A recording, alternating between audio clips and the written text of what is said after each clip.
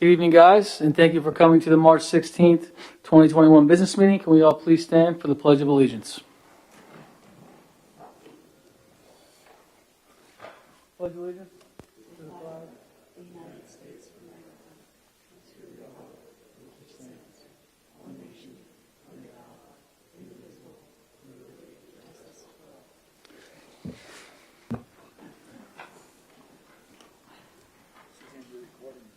Yes, I am.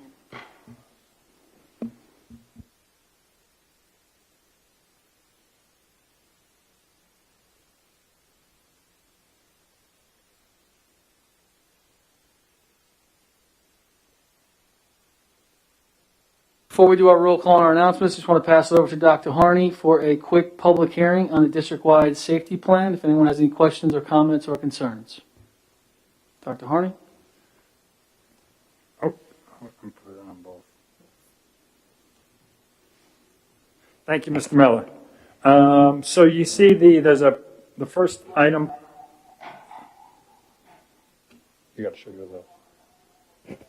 Okay, so you might see on the agenda that there is a public hearing for a safety plan. And really what it means is this past summer, new regulations came out from the state education department about basically how you would handle a situation in a pandemic. So really everything that we put in place for last year in terms of who is deemed an essential worker and who you would let in the buildings, and all had to go into a document, and that's what's on here for today. So all districts in New York State are doing this plan.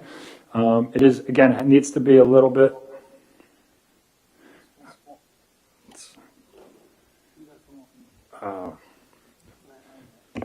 Sorry, I apologize for that. Hopefully you can hear me now, I think. So let me just redo that real quick. So I'm sorry, we're trying to operate between two systems here tonight, so I apologize for that. I said one of the things early on in on the agenda is a public hearing for a safety plan. And as I said, is during the summer, new regulations came out that really mandated all districts to come up with this district-wide safety plan. And really all it is putting everything in place that we talked about this past from really March to June when the schools were closed.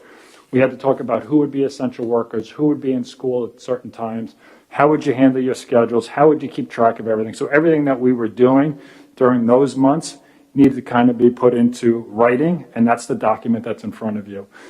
So that's why, and it is due to the state by April 1st. It was also created by a number of stakeholders, and we also had our union representation, which is, these are all the things that have to be part of it as before it comes here. So it's gone through that entire process.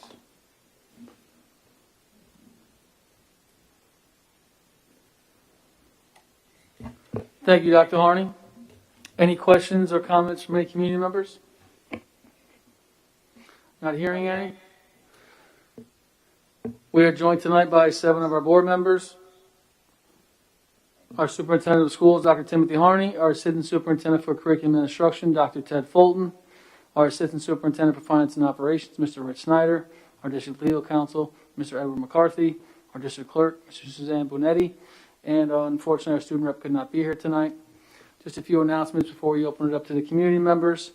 There are 2 opportunities each board meeting to participate. The first one is just before the board takes up its agenda, and the second follows the disposition of all agenda items.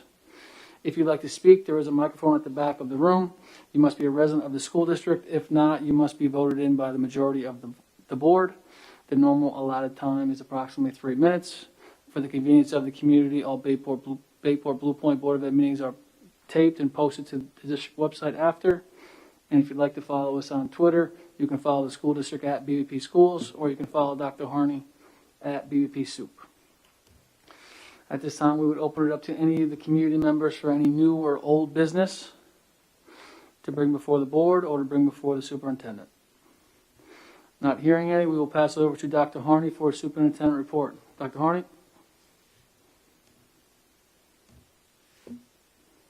Thank you, Mr. Miller.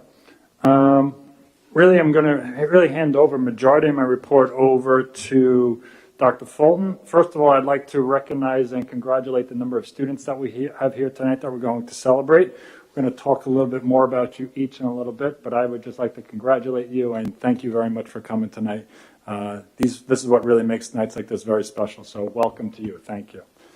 Just a couple of things as we're going forward. In a little bit, I will be giving a presentation, which we had talked about at the last meeting, to kind of put a plan together as a way to try to bring more students back, so I will focus on that in a little bit. As I said, since the last time we met, we are still continuing to test our athletes, so I'd just, again, like to thank our nurses for everything that they are doing and helping us out. They are truly been instrumental and tremendous as we've been going through that, so thank you to them. We are now in the second or third week, I guess, of what would be considered the fall season. So we are still testing high-risk athletes as per our county executive, so that is continuing, and I'll share more of that information when I get through the presentation. So that is happening, and we've started some games now as well. So it's something that we're starting to see within the high school. The middle school starts, I want to say it's around March 27th, thereabouts. So those are some of the things that are coming up. And I know that Mr. Weber and his group is also working on their musical/show as well. So that is happening currently. Also, just other information, you may have heard this. Two things is over the weekend, there have been talk, you may have seen it in the paper, where obviously Mr. Snyder and I have been talking about the budget on a regular basis. Really, two things have come out most recently related to that. Is there are a number of things that they're talking about in terms of additional aid that we may get. Though it looks promising, and I've had several conversations with a number of our politicians, the only thing we don't know yet is really how it's going to be divvied up. So that's what we do not know. So you're seeing numbers in the papers, and it looks to be, I'll say I'm pretty optimistic, but in saying that, again, we won't know that until we see the actual numbers. And that is something really between the Assembly and the Senate and our governor that they'll come out. And then usually he comes out with his next, his aid runs is usually has to be out by April 1st. So I would imagine by the April 6th meeting, we should have all those numbers, which really kind of talk to, if you've been following us at all, where we've been talking about where we thought we currently were in terms of a budget. So that's one.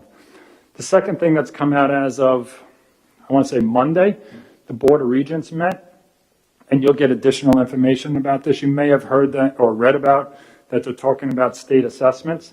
New York State has applied for a waiver from the U.S. Department of Education. It has not been, I don't think it's been approved or not approved as of yet, so New York has gone forward in what they think. So at the high school level, we will have to give 4 regents right now. It's either living environment, earth science, ELA, or math. So those are the ones that we will be given. We just received the test schedule actually today. So more information will be coming out to the families in the near future from Mr. Haas and Mr. Andruskowitz for the middle school, because some of this does apply to them. Also, we're getting information today about the 3 through 8 testing and how that's going to look a little bit different as well. So as we get more of that information, you'll see more come out of Dr. Fulton's office or from our principals. With that, I'm going to really turn it back to you, Mr. Miller.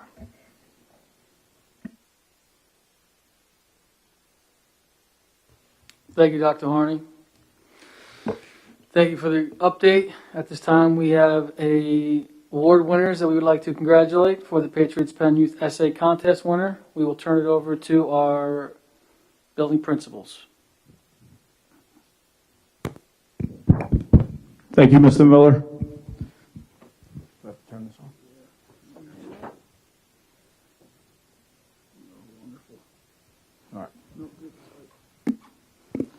All right, thanks.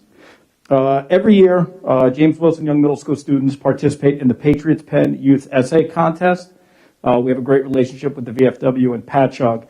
This year's topic was, what is patriotism to me? I would like to congratulate the winner of this year's Patriots Penn Essay Contest, Leanna McCormick. I don't see her anywhere. All right. I'll make sure Leanna gets this. Thanks.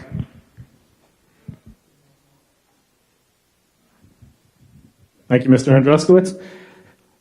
At this time, I would like to honor and call up all of our students that have been selected through NISGAME, the Suffolk County County Festival, for their excellence in music. And I really want to give them just a congratulations from me throughout this entire year. Obviously, how music has been different than you're used to, and this is a credit to your teachers and the hard work, but also a huge credit to you guys for the independent work that you've continued to put in to improve at your craft. So congratulations to all of you. When I call you up, if you want to line up after I give you a certificate, we'll line up across the whole front so everyone can see you. Christian Capitano.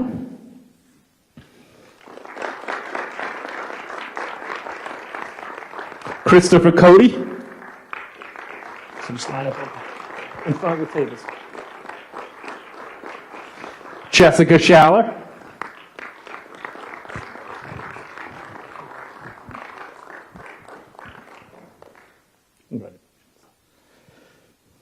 Ariana Martinez.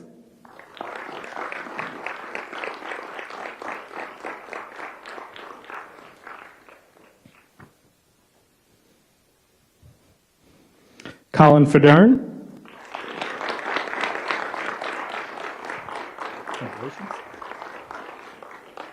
Catherine LaFountain.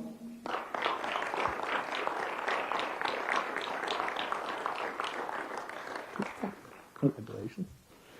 Lindsay Lessing.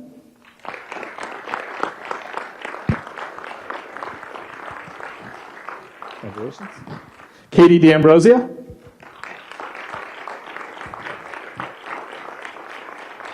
Congratulations, Katie. Cecily Pois.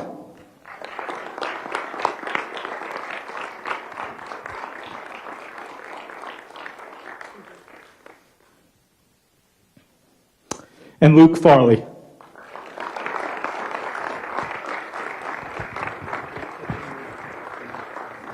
Congratulations.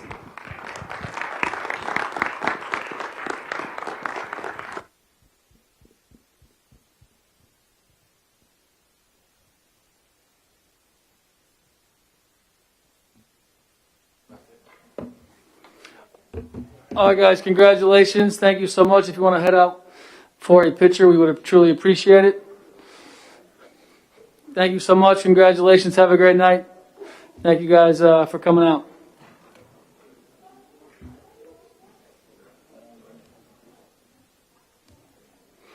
No, they're good. I'm going to go back to you. Yeah.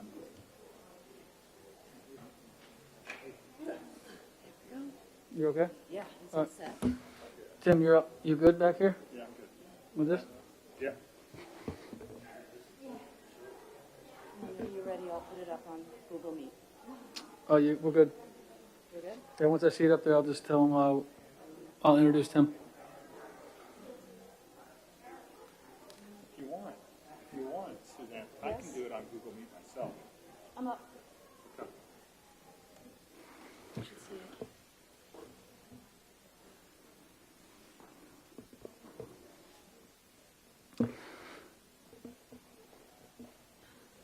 Thank you, Dr. Harney. At this time, we appreciate a presentation from Dr. Harney on a community presentation on the reopening of our school district. Everyone should be able to see at home, and it's posted.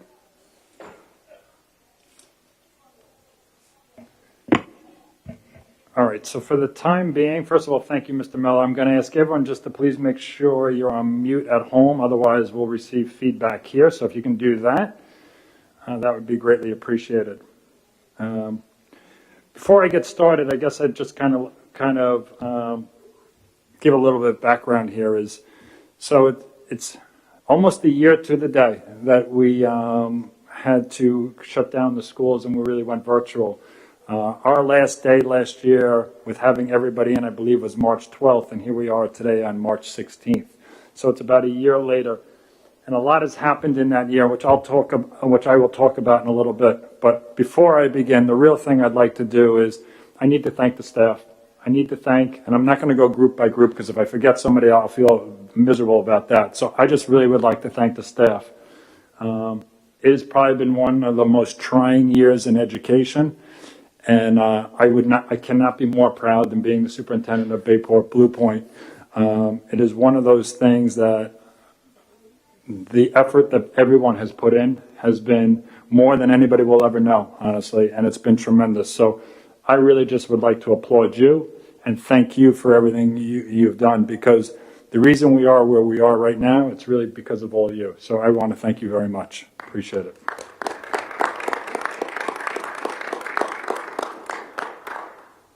Somebody says that the Google Meet is muted, but it is not on my end.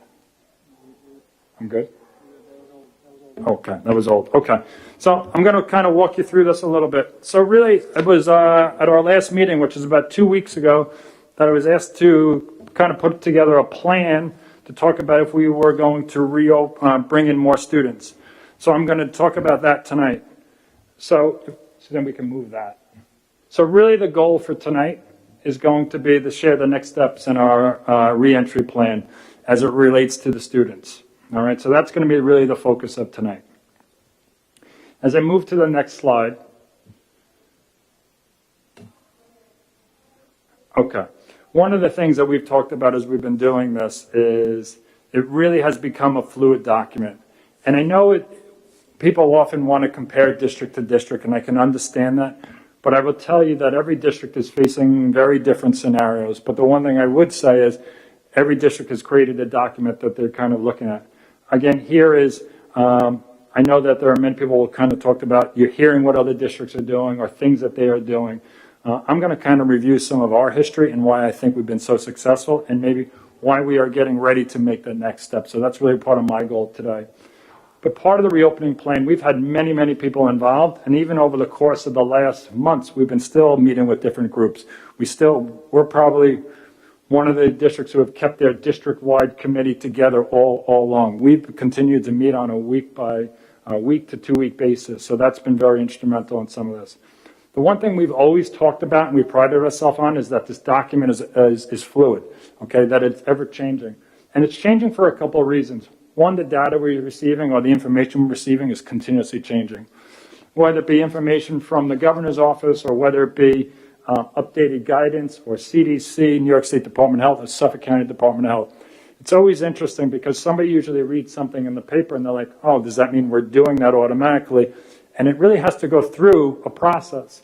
So just because something was said by our governor in regards to some new standard or regulation, usually it has to go through the New York State Department of Health and the Suffolk County Department of Health.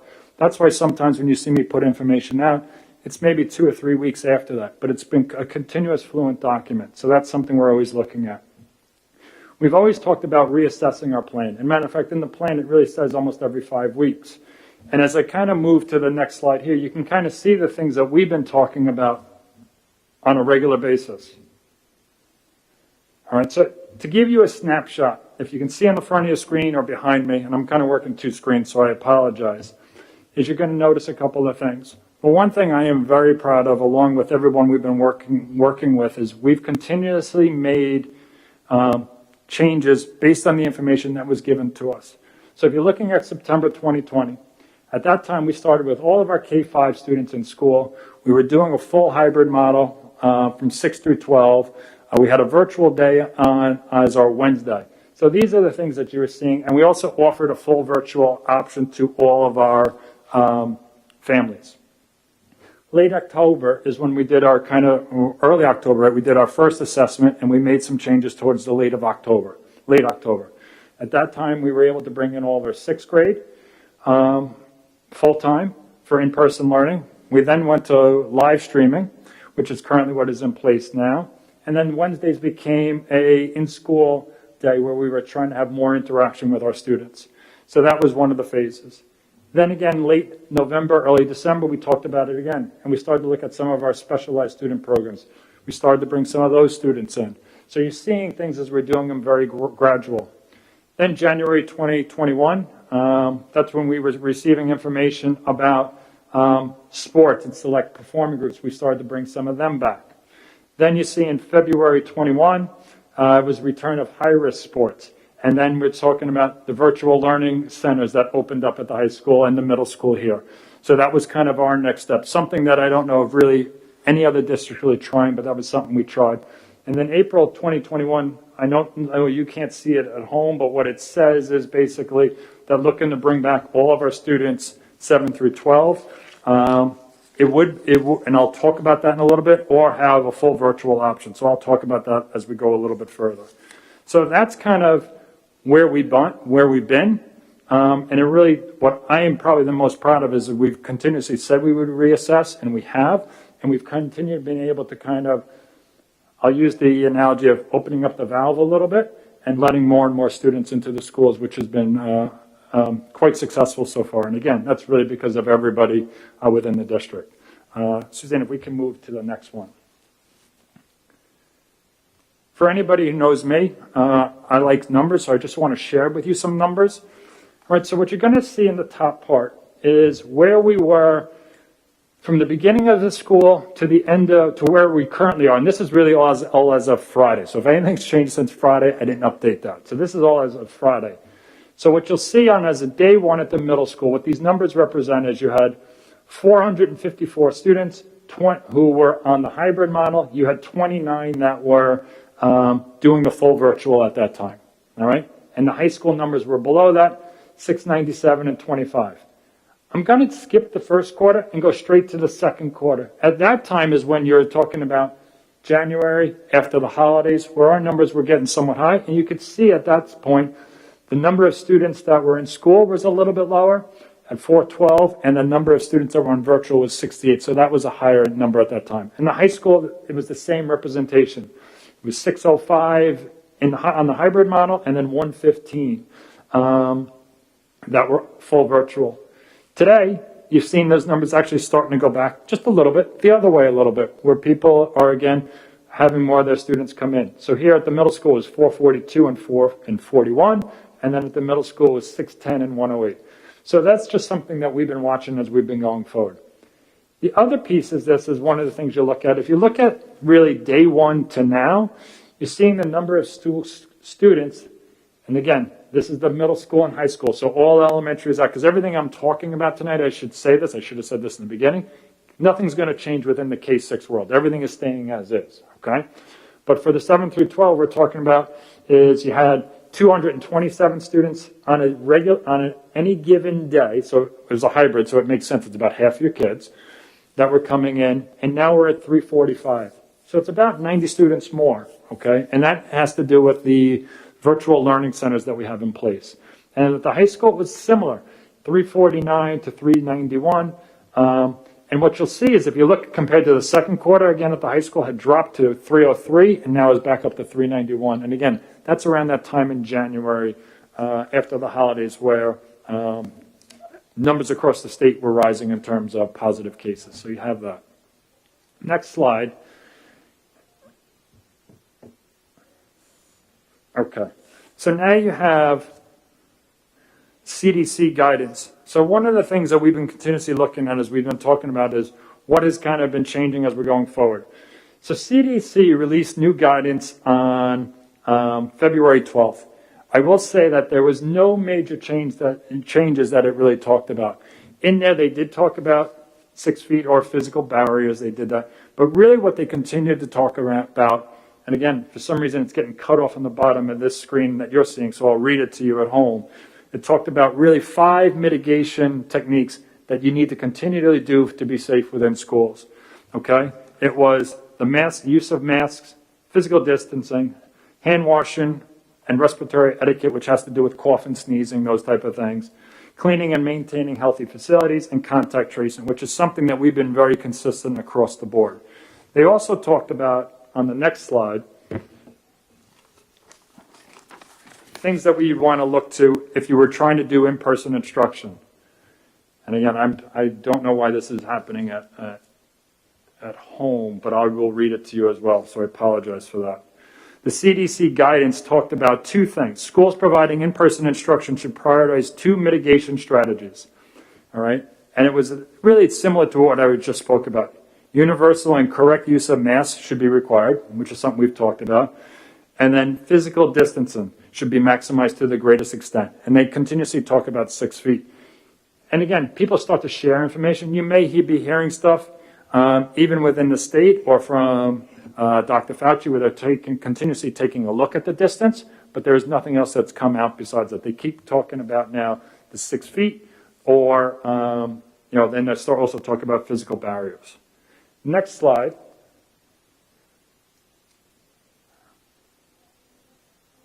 I'm sorry at home, I just got to wait a second because we're trying to catch you up.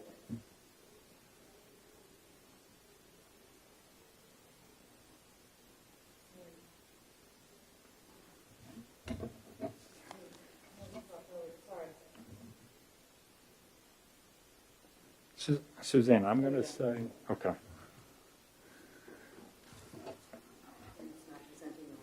I'm going to ask you to, I'm going to hold up for a second. I'm going to say, close it up or stop presenting it. I'm going to try to present it.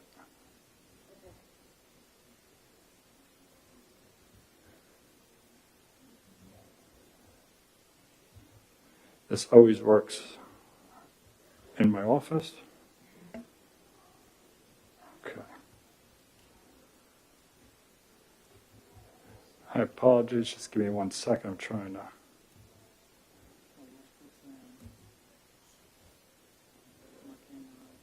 Okay.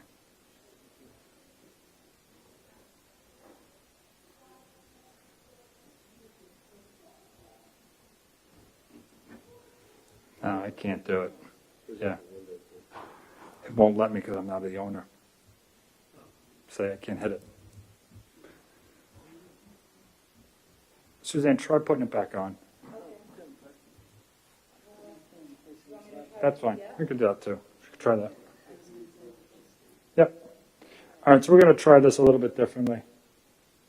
Sorry about that.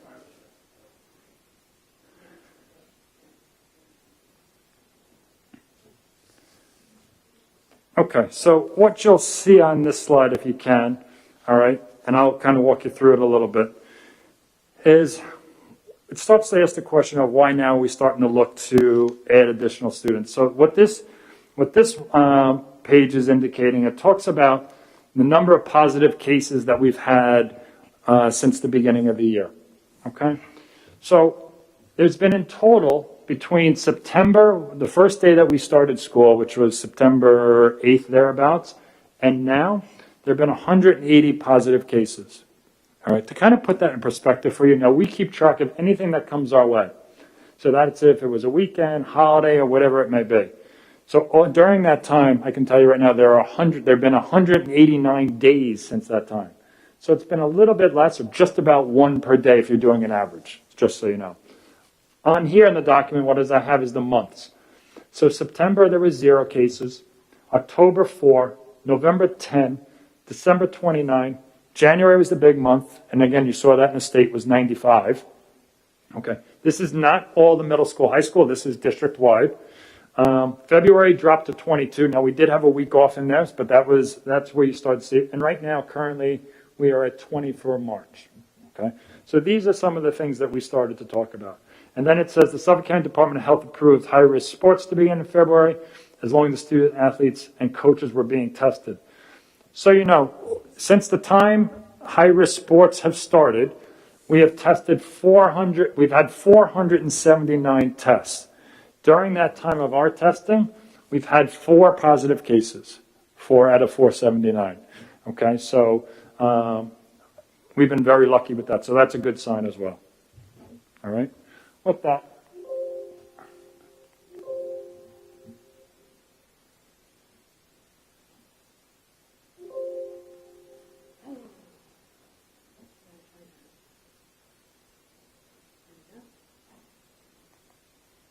okay.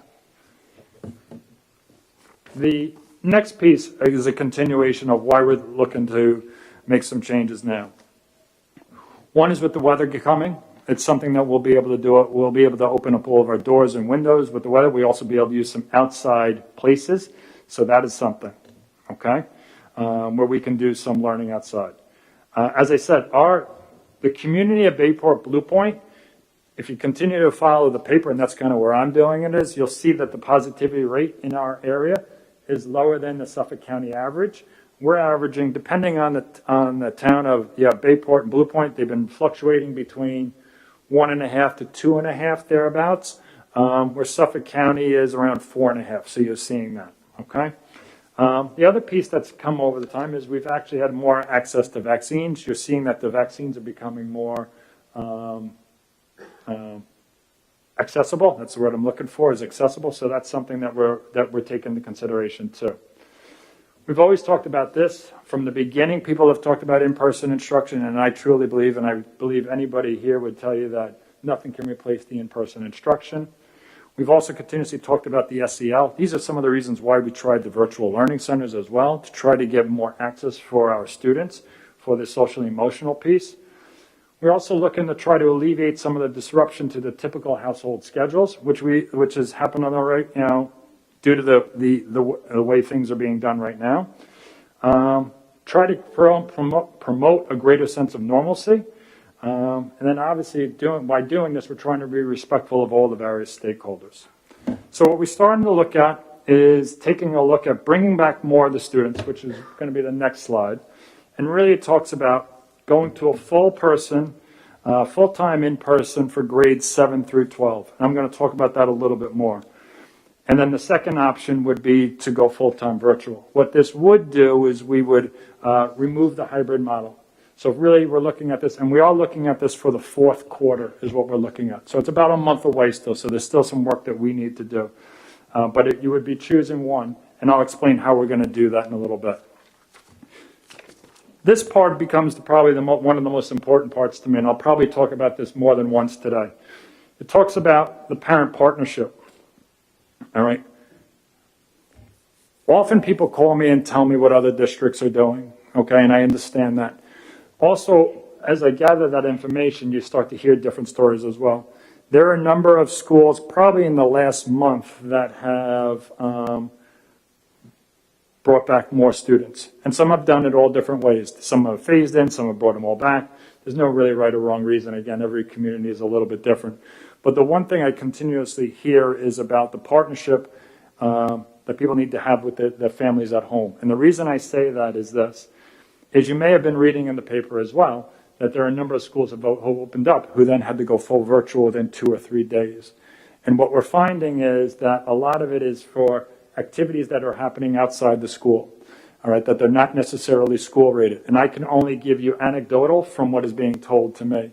So I guess my big ask is as we move this way, it's to keep in mind that if there are parties or gatherings outside of the school, it would have a major impact on the school here because, as I'm going to talk about this in a little bit, contact tracing now will be much more challenging for us because we'd be looking to bring the kids in who are less than 6 feet, and I'll talk about that in a little bit. So really what I'm going to continue to ask, which I've been asking all year, is to continue to help us to be able to educate our students in school. There have been many districts that have been very successful with it, and there are other ones that, due to outside things that have happened out of their control, that people have struggled with it a little bit. You've seen schools close a little bit. During the police waves we've gone, we have not had to really close our school outside of the first time I believe we had a case, which was back in October. So this is something that we want to continue to take into consideration. So as I talk about that, I'll talk about some of the other challenges. So some of the challenges as we're looking at this is, one is we would be decreasing the distance from 6 feet. And it would really be based on the number of students in the classroom. The one thing I can tell you is that we are going to maximize the space to the best of our ability. So for example, some rooms, it might be, and I don't want to give numbers of how many feet and all that because we won't know that until we do all the rooms. Okay, but the thing I would say is this. Some classrooms, depending on the size, you still may be able to get 6 feet from side to side, but you may not be able to do it from front to back. That may be a case. You may have some that can do it both ways, depending on the number, but those will probably be a little bit limited due to the number of our students in our classes. You also might have some that looks like a traditional class that people are used to seeing. So that is something as we're looking at this. What that means is if a student becomes positive, the quarantining now becomes tight because it always goes back to that same thing. Within 6 feet for a 10-minute period, and that's something that is across, it's been from Suffolk County, it's something that we've been following ever since. So that is something that we'd have to look at. Other things we're going to have to look at is transportation. Obviously, transportation would go back to more of what a normal bus would look like. The difference would be the windows would be open, the hatch above would be open, those type of things for the air circulation. Similar to what we're doing with our sports right now is, for example, if you happen to go to the girls varsity volleyball game today, it was cold out today, the gym was cold because everything was open. So we would continue to do that in all of our areas. Building drop-off and pickup. So I'm not going to get into some of the specifics of each of the buildings because that's what Mr. Andruskowitz and Mr. Haas will be sending out to everybody, but they're working on ways on what the schedule would look like if returning to full in-person. Another challenge is going to be if there's a spike in positive cases, it could impact the overall process for in-person learning. So that is something that we're going to continue to watch, and I have a slide just for that I'm going to talk about. In the cafeteria, quarantines already spoke about would increase. Cafeteria, one of the things looks like we are going to be able to do is continue to maintain the 6 feet within that area. So that is good. It may mean we take over another space, but we'll be able to do that for the lunch periods. That's something that we're looking at. Obviously, one of the most challenging things still is we have received no new guidance on music or physical education in regards to the 12 feet distance, so we're still waiting on that. I know that's something that my organization has been reaching out on a regular basis to try to see if there's any more clarity on that. We are also looking to see how other districts are in that. So that is something that we are still looking at and discussing. Again, John, we will have to ask all of our 7 through 12s to make a commitment to an instructional model for the fourth quarter. So that we will be doing through a survey that will come out in the next day or so. And then obviously one of the things that we will be doing for grades 7 through 12, because they would be less than the 6 feet, is we would be doing the desk barriers. The desk barriers does not change anything related to quarantining. It's just something that talks through the New York State Department of Health, where they talk about the 6 feet to the greatest extent, or a physical barrier, and that's why we'd be looking at that. So those are some of the challenges that we still have to work through. What we're looking at, if we go to the next slide, we're looking at April 19th. And I'll give you a couple of reasons for April 19th, and I'll talk about a couple of things. So we're looking at April 19th.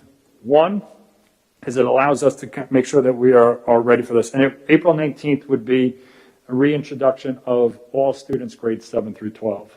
All right? It is the beginning of the fourth quarter, so it's kind of a natural break.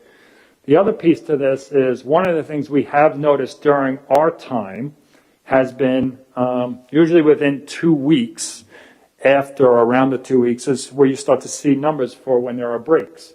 So we have the spring recess, which is a week and a half from now. So it would be 2 weeks after that. So April 19th would get us to that Monday after that. So that's one of the reasons why we are selecting April 19th. Two things to keep in mind, though, when we talk about this date. If the positive rate increases, we could end up pushing back the April 19th date, which you've seen other districts have had to do when they've tried to go out in February or March. That has happened. And we would remain in the current model then, if that were to happen. If it was after April 19th and the positive rate went, it's really a couple of the things that would happen. Depending on the numbers, it would be more quarantining. That is a definite. It would also may lead to a full virtual or back to the previous model. So that is something that all have to be taken into consideration. That's why before, when I was talking about that partnership between the school and the home and the family, it's going to be imperative for this to be successful. It really will be. If we go to the next slide, and you go, just things to kind of be aware of. So I put it here, important to note. Just because we return to the building, it's not necessarily a return to normal. I don't want to mix that up or a typical routine. There's still going to be things that we're going to be doing. Obviously, I talked about all the mitigations before. That is all going to continue, which would not have been the case a year ago, so that's something. We still are going to follow all our safety protocols and procedures, as we know. Instructional models still may be modified. So, for example, it does not mean all of a sudden that we will go into small group learning. That is not what this means. It's really trying to get just more of our students in for that in-person learning and that SEL component. Clubs, activities, and special events must continue to follow all the protocols and size limitations. As you know, the governor is changing on a regular basis what can happen in restaurants, what can happen in entertainment arenas. So we'll continue to watch that, because I know some of the questions that will come up, people will talk about end of the year events. We are not ready to do that at this time. This is really just about the returning of school. We'll continue to work with the state and the county, whether it be the Department of Health, whether it be New York State Education Department or Suffolk County Department of Health. We'll continue to do that as we gather information going forward.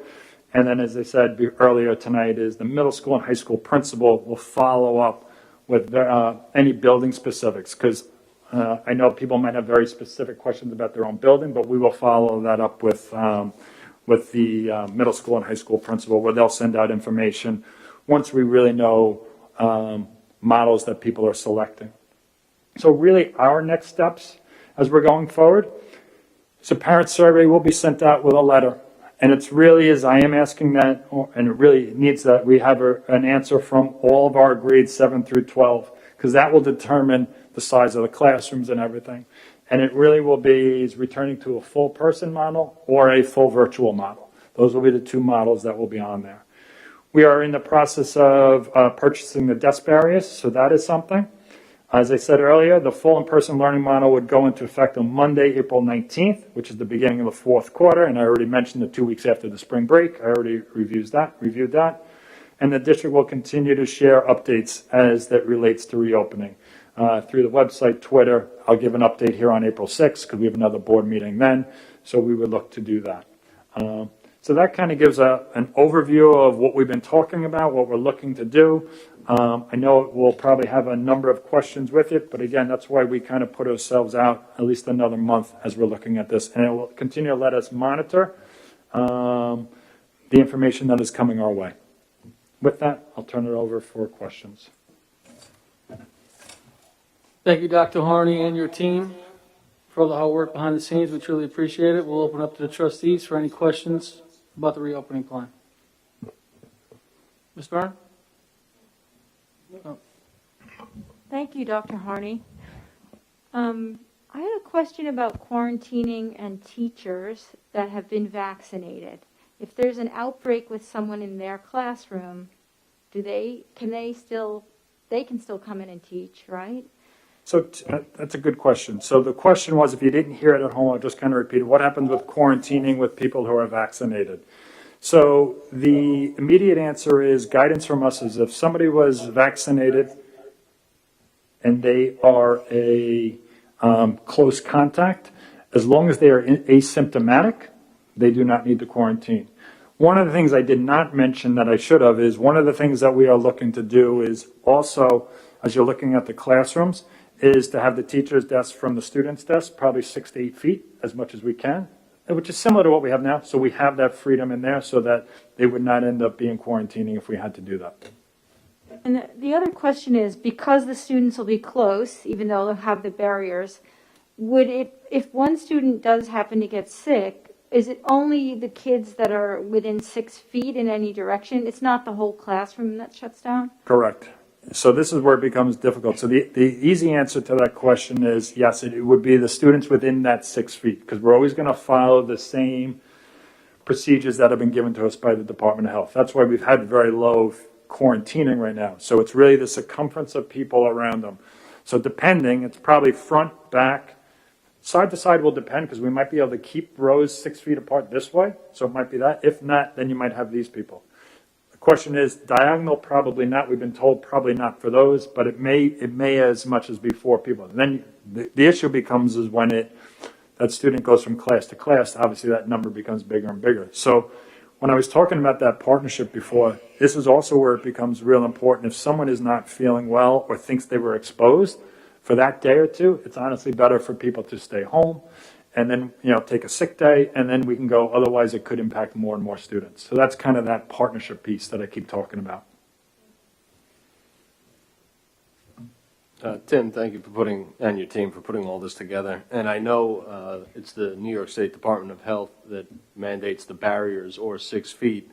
With the CDC looking into the Massachusetts study of 3 feet being a possibility, and since you are planning for an April opening, is it possible to maybe hold off on the desk barrier purchase? Or is it something that has to be done because they are a spectacular distraction in class? They are not only, impeding, the actual act of teaching. The kids just, unless they're clean regularly, their whole purpose kind of disappears as well. So I don't know if maybe we could hold off until instead of spending tens of thousands of dollars on it. It's a great question. I wish I had the answer to that one. The real answer is this, and I heard that same report that came out, I want to say it was probably 2 days ago or something like that, right? And what Mr. Siri is referring to is, actually, I think it was Dr. Fauci was speaking about a study that's coming out of UMass, if I'm correct, and it talked about, is there really a difference between 3 feet and 6 feet? Nothing's been confirmed. We haven't seen it yet. We don't know if the CDC will adopt it or not. So those are kind of the pieces.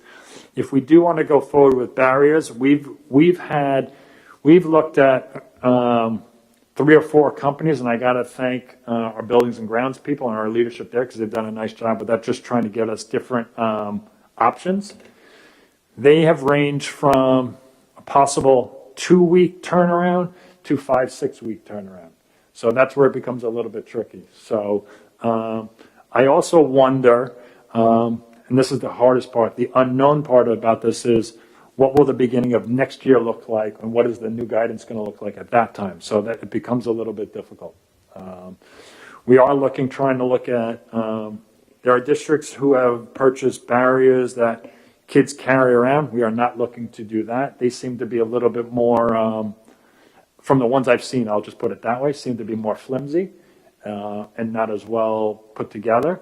So we're trying to kind of do it also in the right way as well. So I don't really have the answer to that. I'm going to try to hold off as I can, but I don't know how soon that will happen with the stuff that we're hearing about the UMass thing. Thank you. Thank you, Dr. Harney. Any other trustee questions? Dr. Harney, just a few questions from home. What's going to happen to the virtual learning center if I am fully in person? So if the virtual learning, if you are in person, the idea would be we would be moving from the virtual learning centers to this, so everything would be in person. So really the options would be full virtual at home or full in person within the school. Thank you, sir. And post April 19th, what would happen if our school district went fully virtual to sports? It's an interesting question. From everything we read, if we end up going full virtual because of I'll call it an outbreak or a spread within the district, okay, then basically sports are put on hold, which you've seen other districts do already. That has happened. If we were to go out because we could not staff buildings, then they give you, that's a little bit different. Okay, that's why I keep talking about that partnership is so important for everyone to be successful. Thank you, sir. Last question. Any plans to have the 5th graders start rotating classes? Not at the present time. And I can honestly say it's not something that we've even really spoke about a little bit. The one thing we have talked about at the elementary level, and it's probably different from building to building, is I know that they are starting to try to do things a little bit differently to, I guess I'll use the word normal, try to return things to a little bit more normal. So each of the district schools is trying different things. I know, for example, one school, they've started to use the cafeteria a little bit. So they're just starting to, and a lot of it has to do with the own space because every building is so different at the elementary level, and the space is different, and the number of staff is different. So that is varying a little bit. Where traditionally we'd like to say, hey, if we do it for one, we do it for all, but each one has their own little nuances. So we're doing things a little bit different there. If a kid stays home full virtual, will they have the same teachers? Yeah, basically nothing will change within their schedule. We will return to more of a normal bell schedule, not exactly 100%. We've talked about taking, and that's why I said some of this we're still working out. We've talked about taking that extended In the high school, there's an extended second period. We've talked about moving that to first period only to help us with students coming in the morning, give us a little bit of lead time. But we are talking about really returning to what somewhat the normal schedule was pre-COVID. Okay, and I believe the middle school is looking at the same schedule that they had prior to.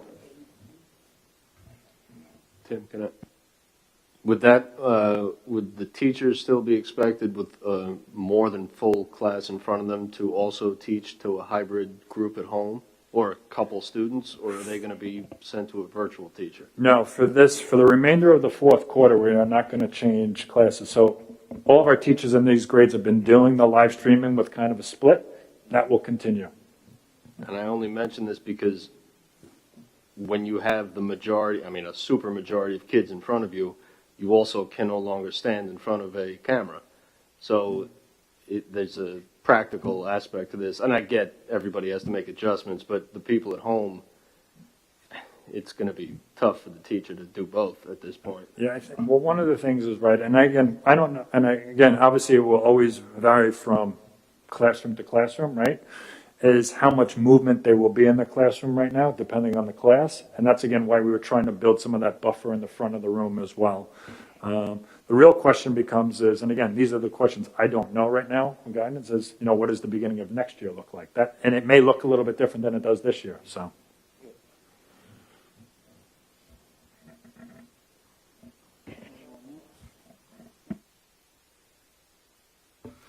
Thank you, Dr. Horny and your team. We truly appreciate it.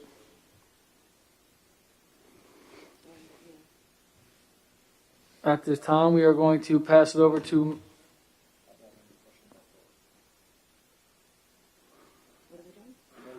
any questions from anybody in the community?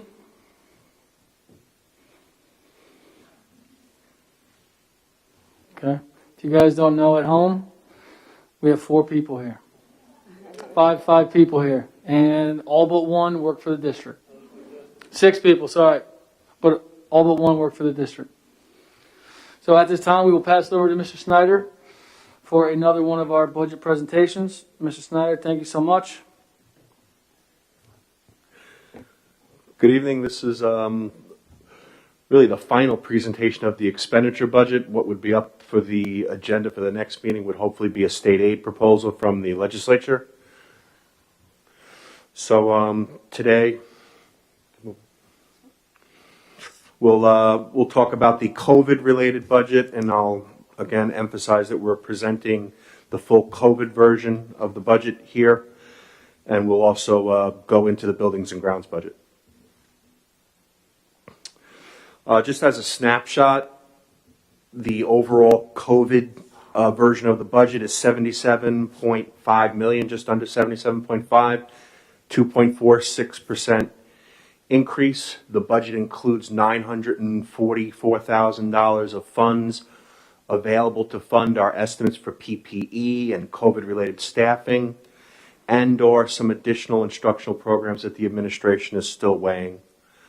Again, as a reminder, all budgets were frozen with the exception of buildings and grounds, technology, and PPS, and tonight we present the final version of this. And tonight we present the final version of the one budget that is not frozen, which is buildings and grounds.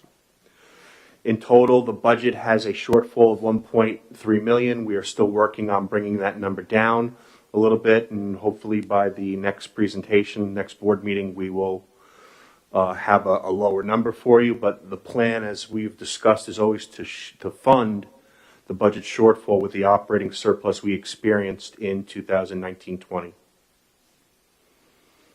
Mr. Snyder, can I just jump in for a second there?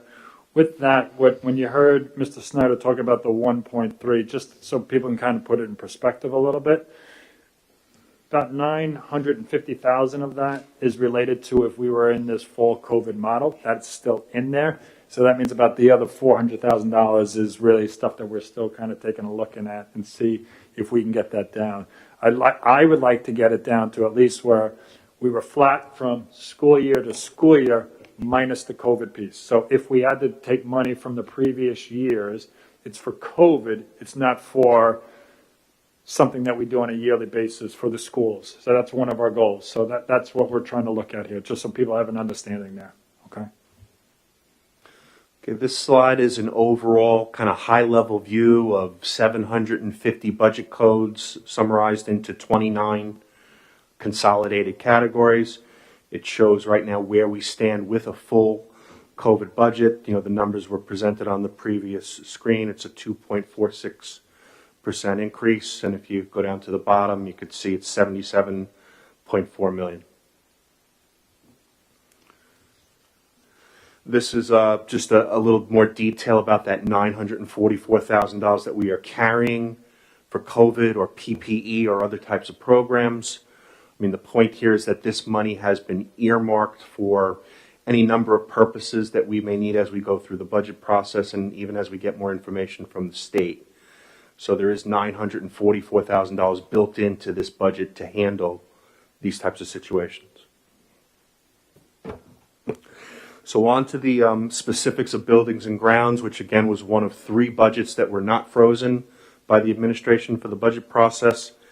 Here you look at the 1620 code, which is really the custodial code, which deals with all things more or less inside the building. The one code that we were still considering even this morning is the very first one, which is row 1, which is the equipment for the custodial unit. We will likely be cutting that code another $26,000 in favor of you continuing to use contract help for snow removal. We just honestly didn't see kind of the cost benefit of buying that equipment at this point and having it in-house. So there'll be another adjustment to this specific code on line 1 as I make that adjustment for the future budget presentation. Going down the rest of it, you could see it's mostly inflationary and it's all, fossil fuel, whether it's fuel oil or gas or even electric, is all driven by, CPI estimates for fossil fuel. And I'd point out, because it came up in our BAC meeting, that if you recall in your budget detail, you have the location of the district's designated fund balance, with a good portion of it being located right here on this screen from lines really 2 through 18. You could see even in the 1920 column that there are large variances there between actual and budget, and that is by design because that's where that designated fund balance exists.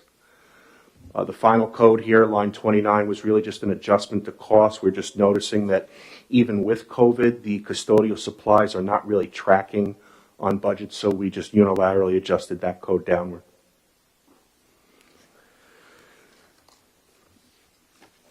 The other code is actually dealing with plant maintenance, which is really thought of more as outside of the buildings as a general rule. Most of this is inflationary. You can see right there for the service contracts, which is lines 32 through 36. There's a little bit of shuffling around in there. We're looking to add a couple more service contracts for our boilers, for some electrical systems that drive some of those increases at a little bit more than the rate of inflation. And we're also still looking at line 43, which is building repair for the high school, in terms of how we're rolling out floor tile replacements in that building. So we might adjust that code downward just a little bit, maybe $10,000 for the next presentation.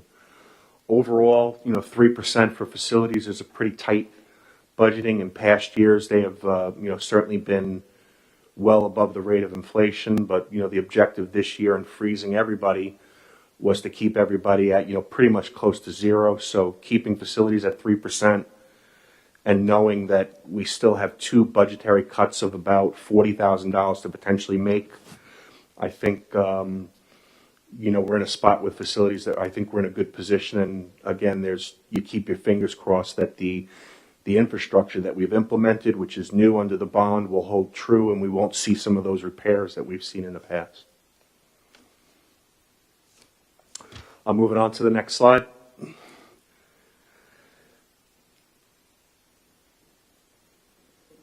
Are we frozen? There you go. So the calendar, there's still a lot of information coming out of Albany from the Senate Finance Committee, from the superintendent's organization, my organization. Seems hopeful that we might have a budget on time, but you never know. So hopefully on August 6th, we're able to present to you a legislative state aid proposal. If not, we'll come up with some other alternative. April 20th is the board meeting after that where we have to adopt a tax levy. And as you know, May 4th, and is the budget hearing, and then the 18th is the vote.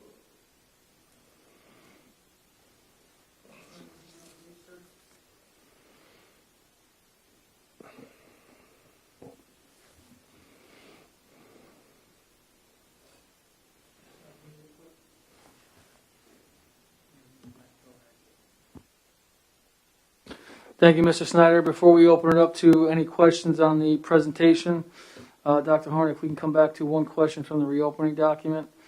The With question, the, go ahead. Is it the with the question? reopening of schools on April 19th, can we talk about the availability for any parents to attend athletic events? Yes, so right now we are allowing parents at our outdoor events. Mr. Mullins and I are talking, and we are actually looking at next week to start to bring in, we only have one indoor sport right now, where we would allow two guests for each, I guess, for volleyball is the sport that is indoors right now, that we would allow them to bring in two guests. We would not open that to visitors though. But outside, we are talking about possibly allowing the two visitors as well. So that's what we're doing. We're looking. It won't be for this week. It would probably be for next week if we start.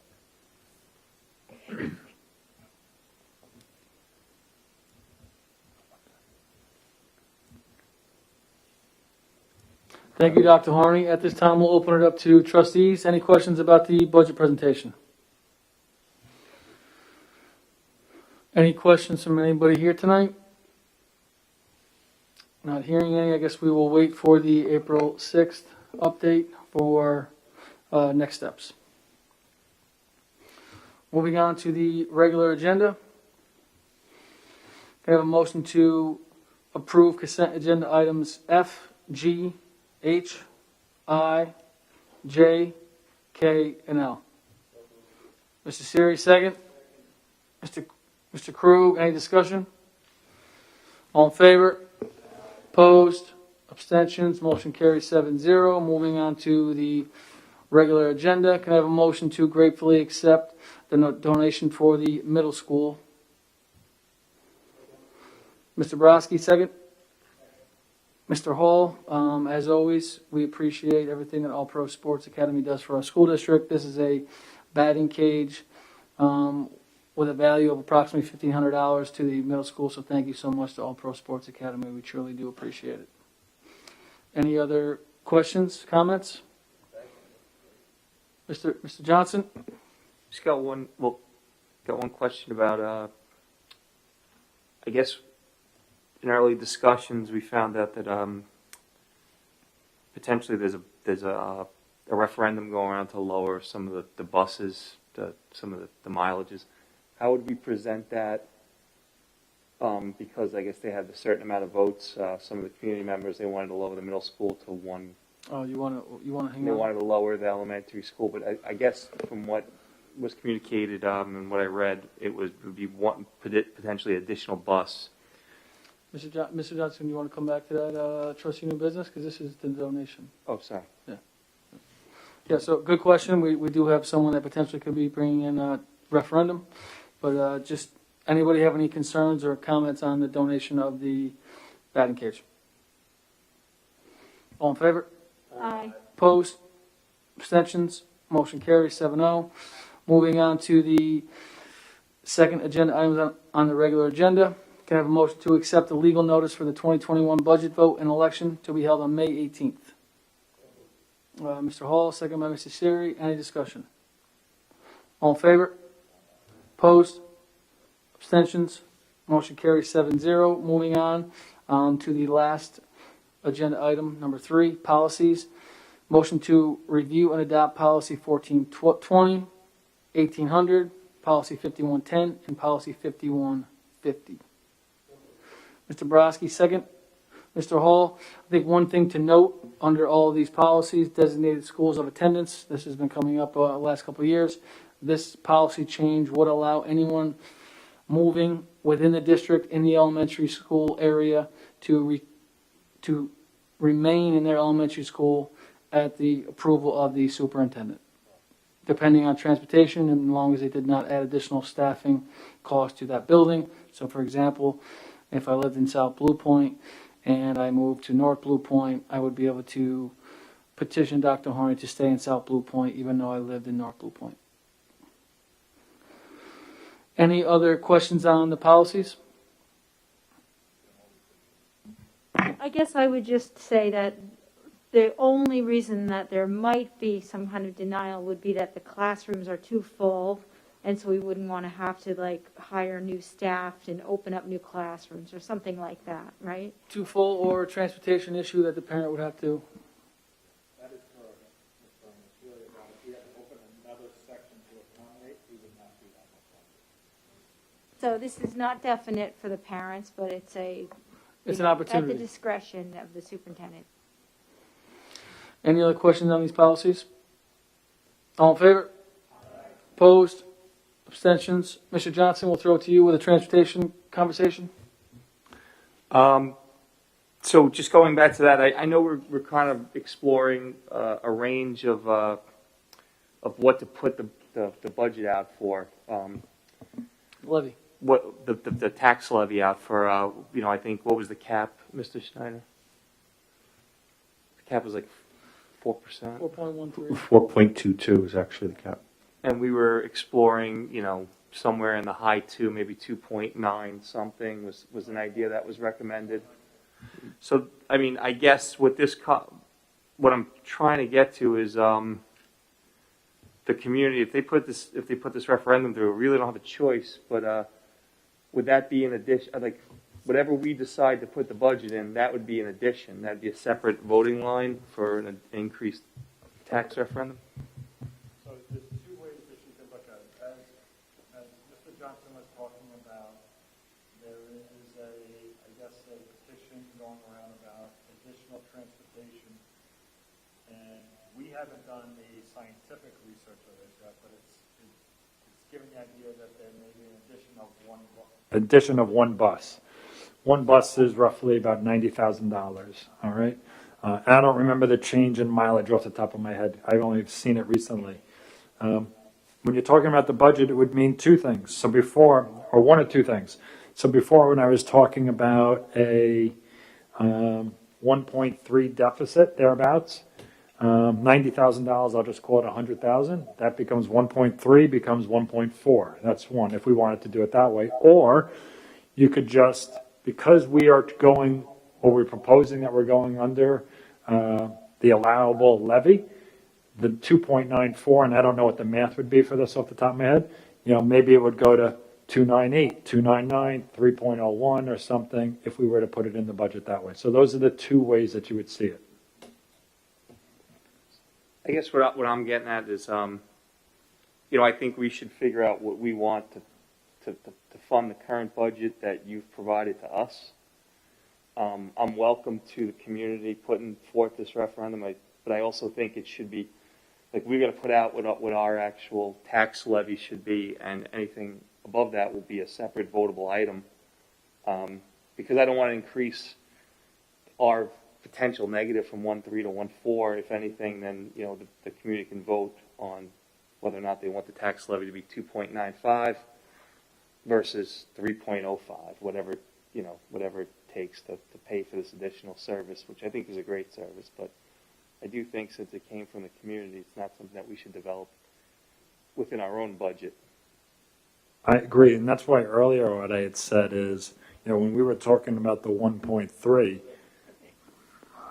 our goal, and we've really talked about it more recently, is I really would like that if we were going to go into the year in the red, so to speak, I would much rather it all be because of COVID and just keep it as COVID. So if we were to really push them to do the 294, what I would suggest, and I don't know if we could do this, we're already looking for around $400,000 worth to get that 1.3 down to around 900, right?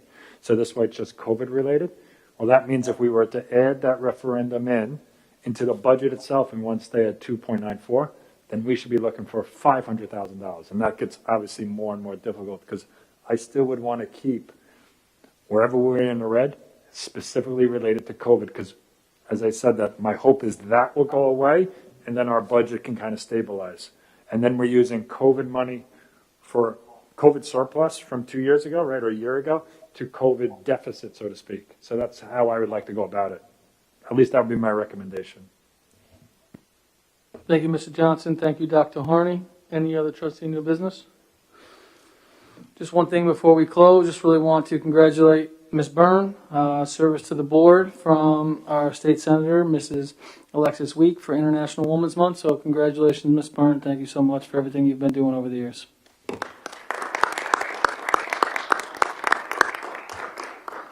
So, thank you, and I'm going to get my picture taken with her on Friday at 5, and if the board has a message they want me to deliver,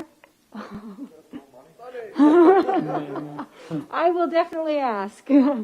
Not afraid to ask. Okay. Well, again, congratulations, Ms. Byrne. Definitely deserving. Thank you for everything you do. Any other trustee new business? Can I have a motion to adjourn? Mr. Siri, second. Mr. Hall, or Mr. Borowski, all in favor? Opposed?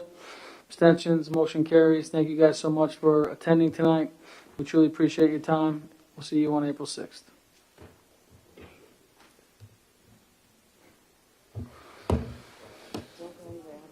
Yeah.